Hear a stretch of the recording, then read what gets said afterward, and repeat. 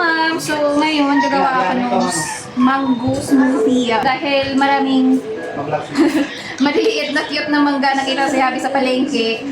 Napamura siya ng bili, kaya gagawin namin smoothie. Ito kinain na to eh. So, babalatan mo. Ano, favorite?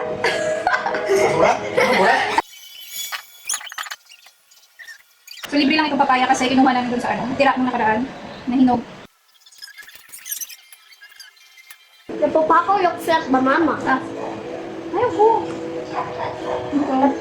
Ang gandang pang-snacks talaga nito mga moms for the kids kasi ang healthy talaga niya lalo na at pag marami po kayong prutas. So, moms, here it is. So, first time namin gumawa. First time kong gumawa nitong klase na smoothie na magkasama itong tatlo.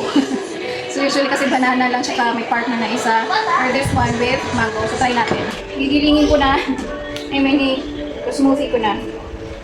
Yes! Yes! Yes! Yes! Yes! You hold it first. You put it there. So, man guys, man.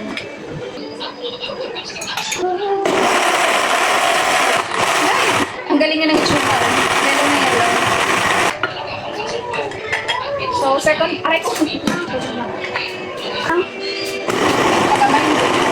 Okay. Okay, small size. Galing ng texture niya. Ayoko lang maglagay ng ice kasi Nice ko. papalamigin ko lang siya sa ref para hindi masira yung natural texture niya. Do you see a straw? Inunahan na niya.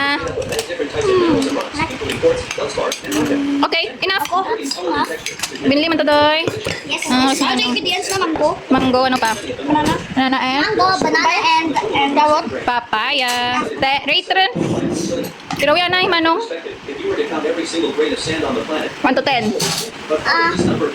out of 10. Wow, yung mga set. 9.999999999. Yan lang, ma'am. Salamat. Bye.